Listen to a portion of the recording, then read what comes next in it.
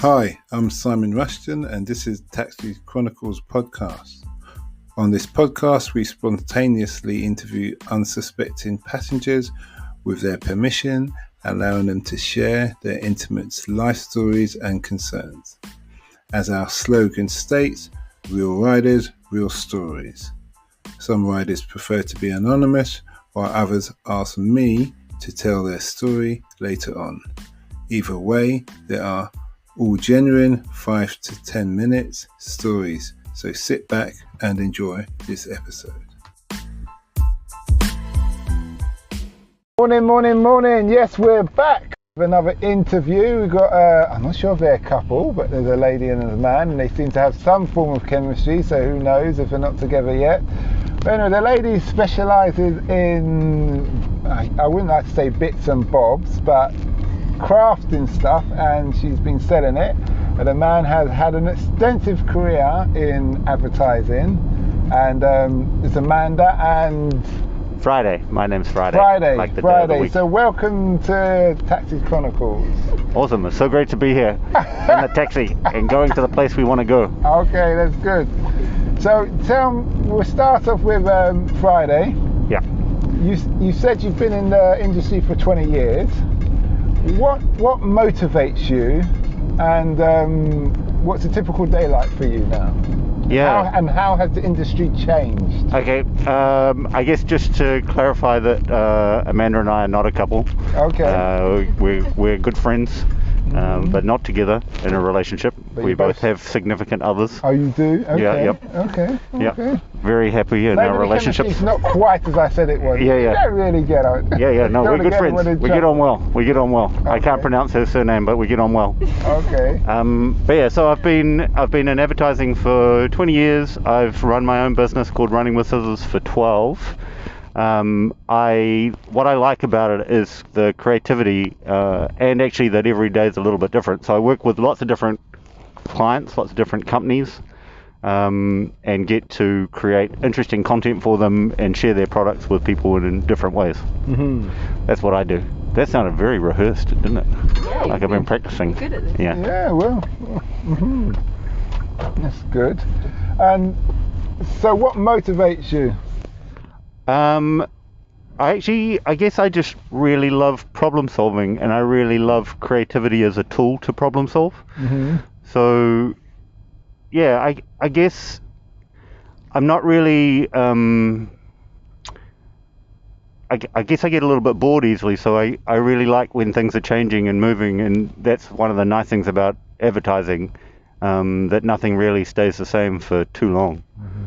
Did you do a degree in advertising? No, I didn't. I studied aviation. Okay, that's a big change. Yeah, my first job, I was an air traffic controller. I did that for about 5 years, and then moved across into marketing and advertising. What made that change? I guess I was a bit worried about getting stuck. It's obviously a very specialised job with a lot of responsibility, but it's,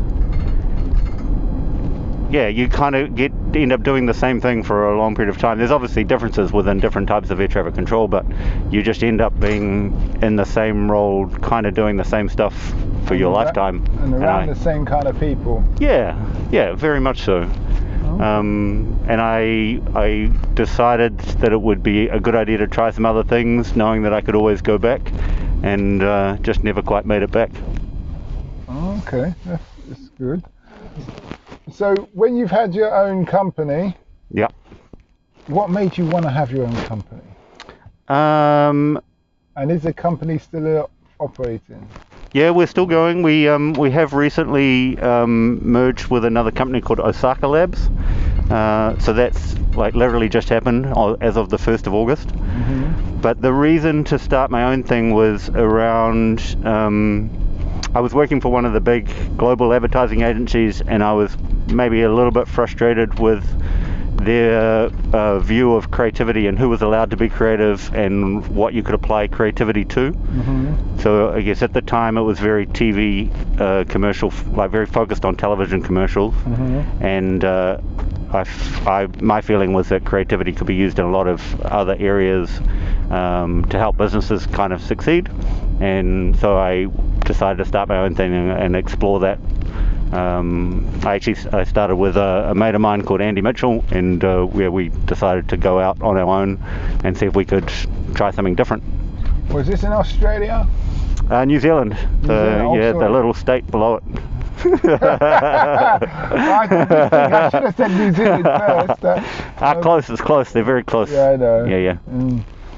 So, that was all in New Zealand? That was in New Zealand, and then I came to London in 2013, and we set up an office over here, and do a bit of work between the two countries, so we kind of make use of the time zone difference to be able to work in the night time in New Zealand to deliver work in the UK in the daytime, because they're 12 hours apart.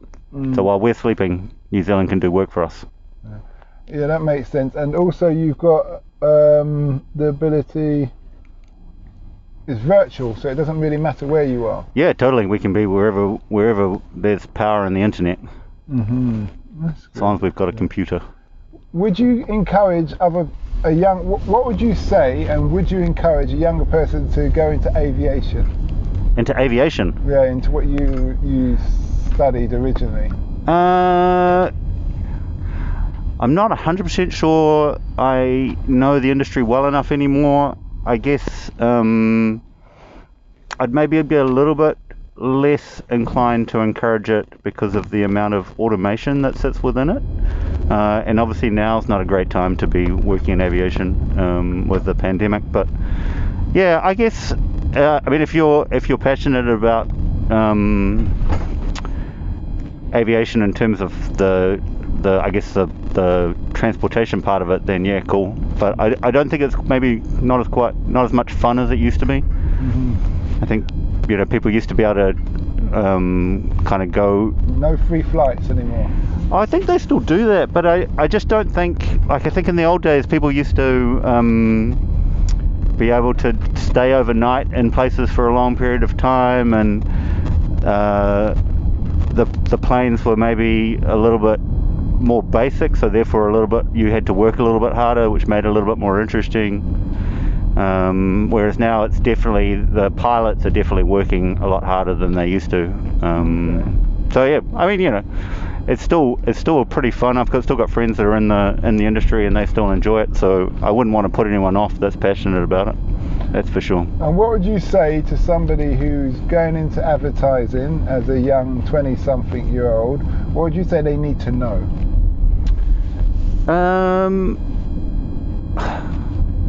Wow, I think there is lots to know. I guess maybe the thing that people kind of are put off by a little bit is the feeling that maybe they're not creative, and I think there are a lot of people who undervalue their own kind of ability, because I think we put too tight a definition on what creativity is. So I don't think it matters if you can't draw, or even if you can't write.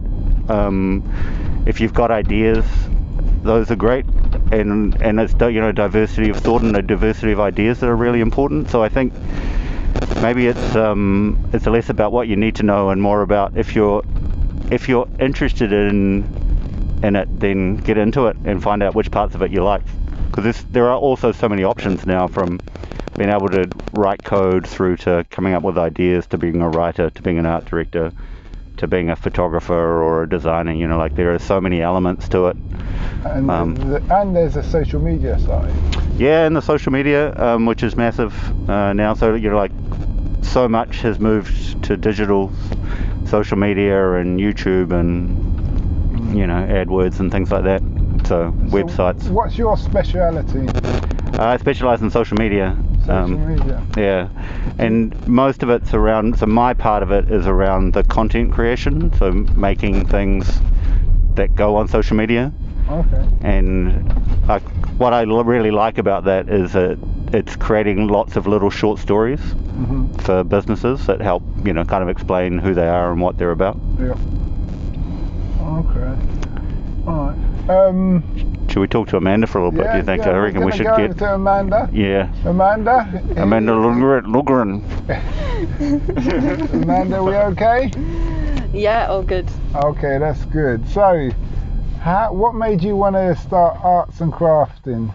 For me, I think it's just something that I've always done, but I never really thought you could make a job out of it. Because I grew up in a small place in Sweden and there's not really an industry there. Mm-hmm. So when I moved to London when I was 18, I was just so surprised to see that people were doing creative jobs and that it existed and you could do it, Mm-hmm. you know? Mm-hmm. Not that you can't do it in Sweden, but it's a very, very different industry. Well, London's always been very creative. From obviously you've got the Shakespeare on the play side of things, but then you've got you had the live band music industry, which was really prominent, but the council kind of shut it down now, sadly. But so what kind of things are you making?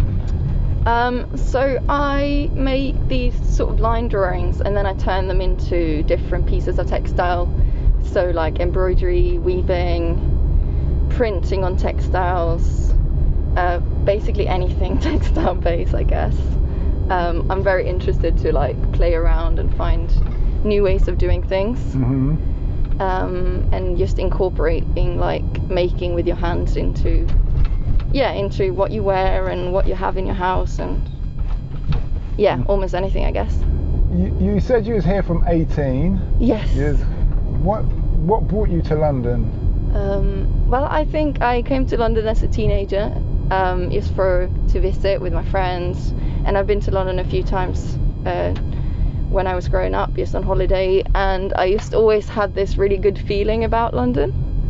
Just how multicultural it was, and just like how, I mean, it sounds cliche, but a bit like everything's possible because there's like a little industry and niche for almost anything. Yeah. So it's more like acceptance and stuff like that, which where I grew up was a very very conformative place. So everybody sort of dressed the same, looked the same, think the same, and here it's just, so many worlds all together, which is nice. Okay, that's good. So what jobs have you done apart from your arts, your craft selling? I've done a lot of jobs. I've had like summer jobs since I was about 13, but I've been doing, I used to work in art shops and just shops in general. I've worked in cafes, I've worked at retirement homes, I've worked in kindergarten. Okay. I've done a bit of everything, to be honest. Okay, but you found your calling now, would you say? Yeah, I mean, I still do different, like, I don't only do this, but I definitely think this is something that's just nice to do, because whether I turned it into my job or not, I think I would always be making things. Mm-hmm. So it's just nice to see if you can go anywhere with it, Mm-hmm. Okay. Last but not least, where can people find you? So from the 1st to the 15th of October, people can find my products at 133 Bethnal Green Road in Hackney for the Sustainable Department Store pop-up. Okay. And my name is Amanda Ljunggren, which is quite a tricky one. Spelt? It's just Amanda and then LJUNGGREN. Now, are you on social media? Do you do your products on social media? Yes. So that's what I was referring to. Okay, so on Instagram I am by Amanda LJUNGGREN. All one word? Yes. Okay, that's great. Go on. No, go. And yourself, Friday, where people can find you? RWS for running with scissors.agency. Okay, that's good. And the last question before we go is, what impact do you two both want to have on the world? Oh wow. I want to share creativity in its broadest sense. That's probably my main passion, is the joy of creativity. Yeah, I'm just going to say I second that. Yeah. Good one. Okay, well, thanks for that, and we wish you both well. Thank you. Thank you. Good to be here. Good.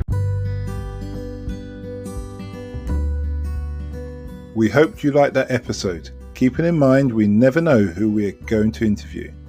We post twice a day, 8 a.m. and 5 p.m. GMT. Have you ever considered the future economies to invest in? Why not listen to our sister podcast, Africa Investor Stories?